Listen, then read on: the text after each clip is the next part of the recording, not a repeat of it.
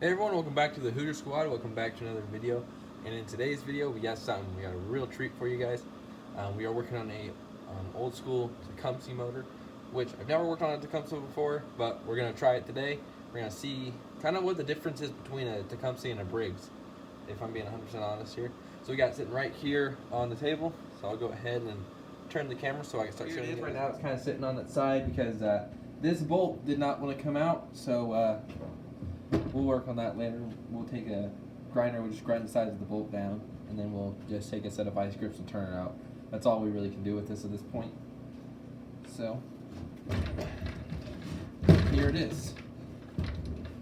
So this motor came off of an old snowblower,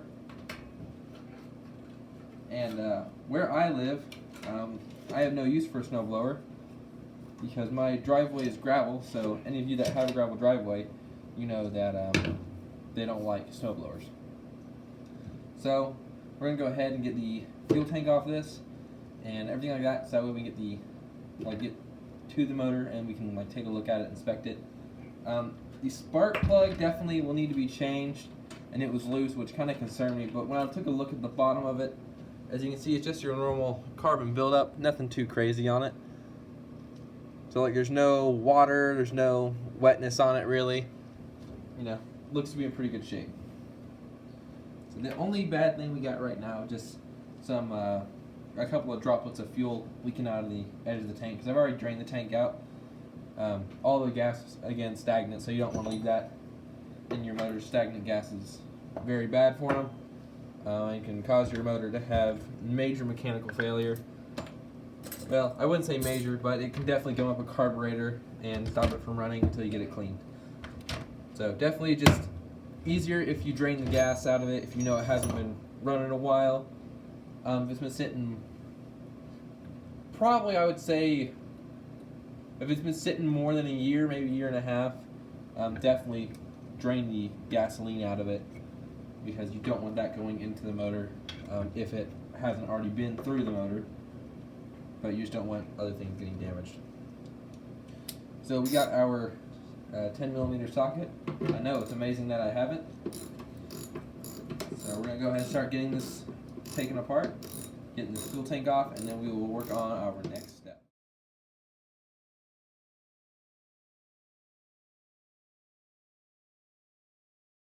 So I do kind of want to take a look at the fuel lines on this, because on this end, it's not looking so good. So definitely do want to take a look at this and see what the fuel line looks like overall. So we're going to get these bolts off for the timing cover, because that's where the fuel line goes through. It goes in between the the timing cover and the motor. Very weird design. I've never seen them where they go in between the motor and the timing cover. It's generally a really hot spot. You don't want them there. But I don't know. Maybe Tecumseh was doing something we all didn't know about. Who knows? So we're going to go ahead and get this timing cover off and take a look at that fuel line.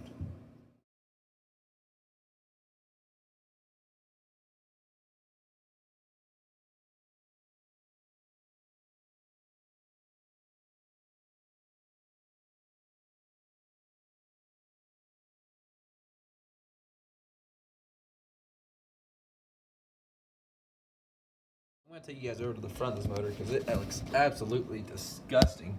You know, this thing has been sitting for quite a while. As you just got a whole bunch of everything from dirt to leaves to even wasp's nest and timing cover.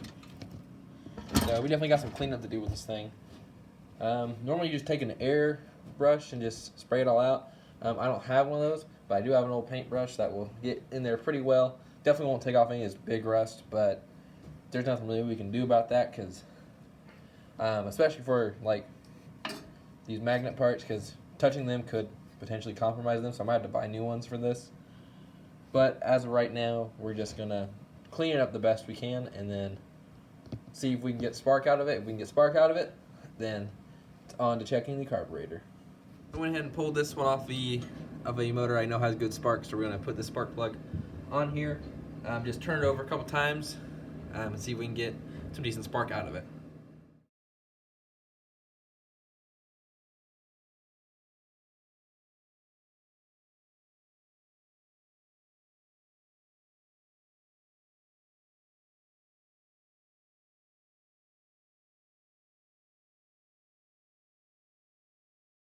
If y'all are ever wondering if it's time to replace a fuel line and how do you tell, that's how you tell. So this fuel line has been so old and corroded that it was literally falling apart in my hands. As you can see on the side of it is extremely dry rotted.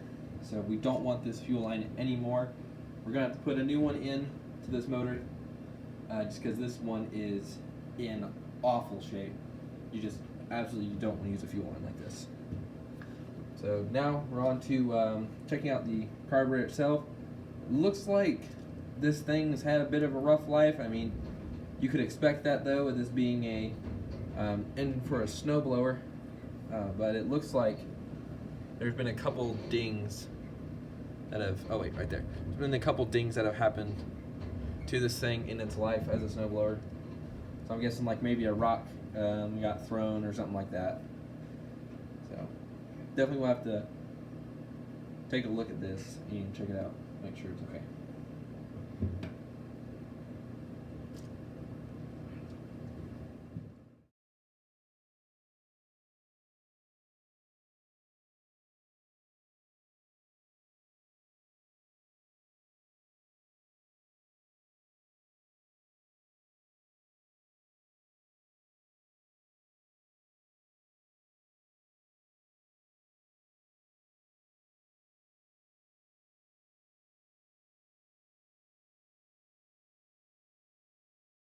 Well, I was hoping that it was going to be nice and clean, there wouldn't be any problems, but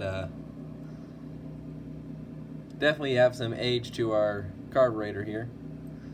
Probably was the downside of it sitting outside, just collecting a bit of water in the bowl, I bet.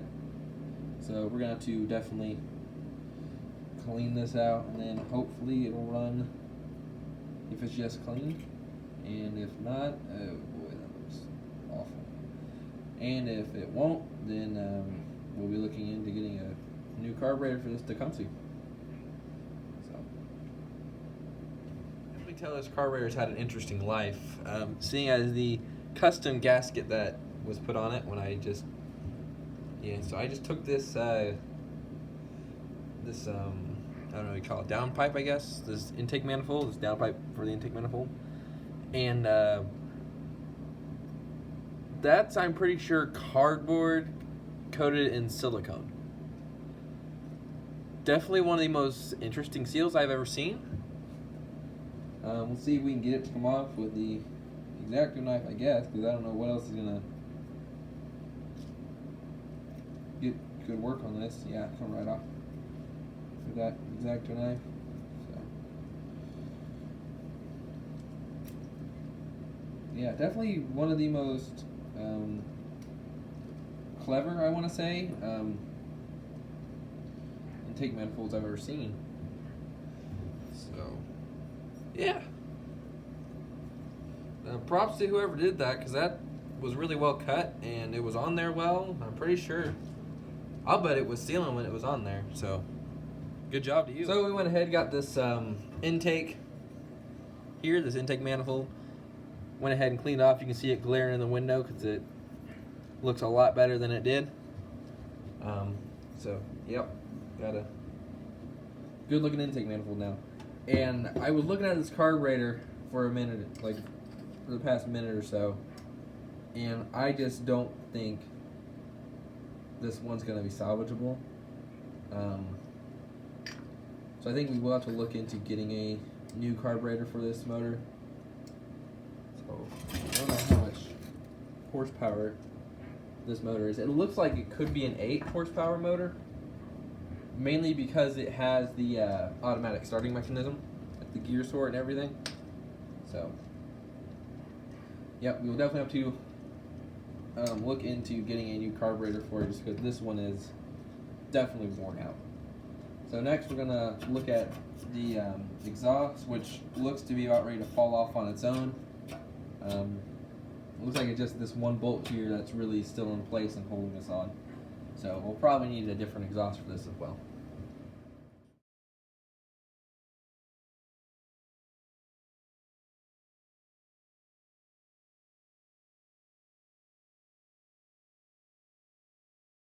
So I don't know if you can see what's wrong with this picture or not, but I'll try and make it obvious.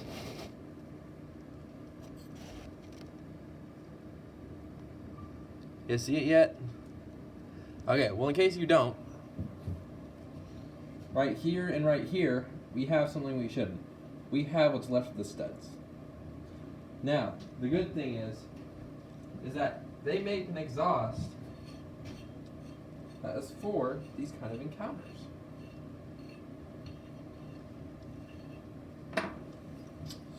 And that is a screw-on exhaust. Hoorah for screw-on exhaust! So we'll use this. This is what will go on this motor once it is finished and ready to go. So, good old screw-on exhaust. Don't forget that they exist. It might help you. Don't throw yours away right away. It might help you later.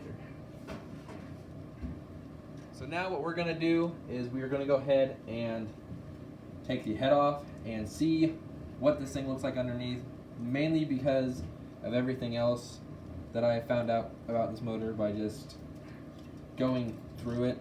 There's definitely quite a few problems I've noticed, so we're gonna see if we can find more problems.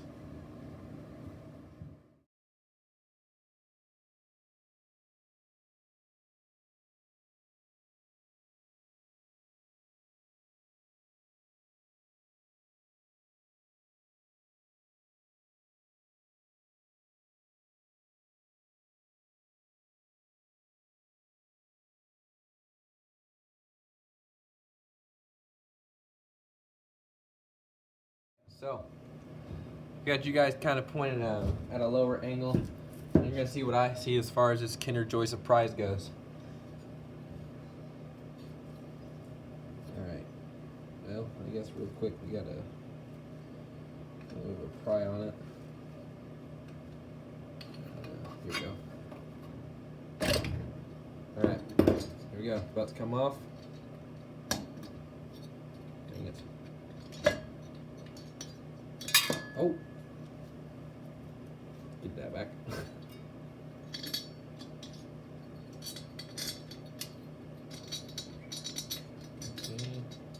Okay.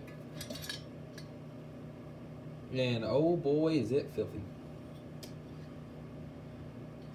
Can't say it's not what I was expecting though.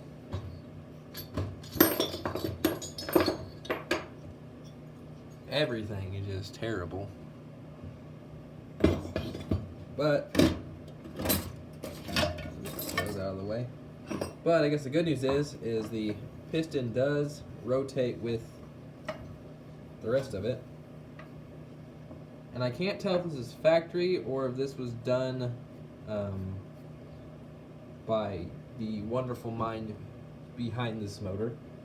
But it looks like these eyebrows are shaved off, which is done by the factory, and that's a really good choice. And does this thing not have an OEM head gasket on it right now? Hold on. More and more to find out about this. This thing does not even have a head gasket. Again, I don't know if it's a Tecumseh thing. Well, actually, hold on, it might. Nope, does not. So, this thing does not have an OEM head gasket on it. It just has this little, like, silver powder almost all over it. Which I don't know. Maybe that's what Tecumseh does.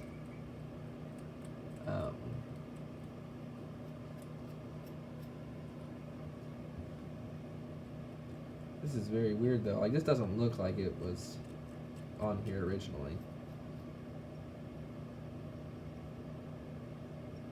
And it does look like there's a head gasket underneath it. Like, that's all, like, really shiny. That's made of a different metal than what's on the stuff around it. So, like, this stuff looks metal-ish, but it's definitely not metal. So, gonna have to look into what all I need to do with all of this.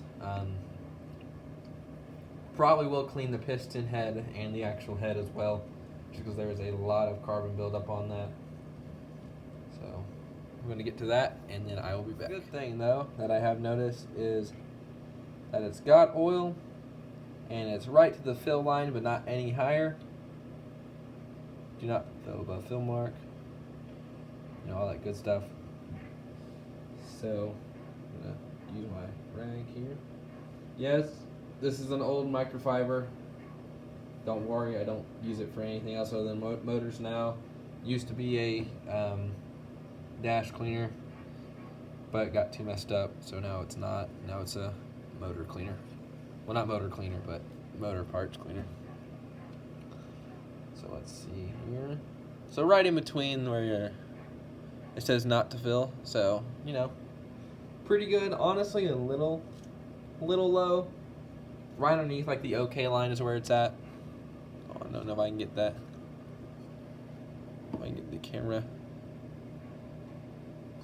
to focus in on that. Hold on. So it says OK right there, and then it says full, and then it says to not fill above the full line. So a little low. Excuse my puberty. Little low, but nothing too terrible. So we'll definitely put new oil in it though, because that is 100% just looking like Powerade grape engine oil. So we'll definitely get that changed out and put new oil in it, and then after that we'll get all the stuff back on it, and then hopefully I can either get this carburetor to work for a few seconds, or we can get something else going. Maybe I can get a different carburetor for it off something else I have here. I doubt it, because everything I have for the most part is Briggs, and this is a Tecumseh motor, so I don't know what we can or can't do with either of those. But other than that, this is pretty well going to be it for the video on this today. I might throw a quick time lapse when we putting the head back on, just because I want to recover it, so that way we don't get any grime or gunk into the cylinder. But other than that, see y'all next time. Be sure to like, share this to your friends, and subscribe to the channel. Helps me out a lot. Helps get the videos to more people. And the more people we get, potentially the more crazy projects we can do in the future. Right now it's just going off of motors that people pretty well give me, and then I slap them on something, and then we go for a ride. I will have a video on the go-kart though soon, because it is the first fully functioning, running, and driving vehicle we've had on the channel. Then we'll do the video with the motorbike, kind of reassessing what all it needs. It looks like the tire keeps on falling off the bead, so might have to reseal that. But like I said, be sure to share this to your friends, like and subscribe to the channel, and until the next time, remember, Hoosier Squad.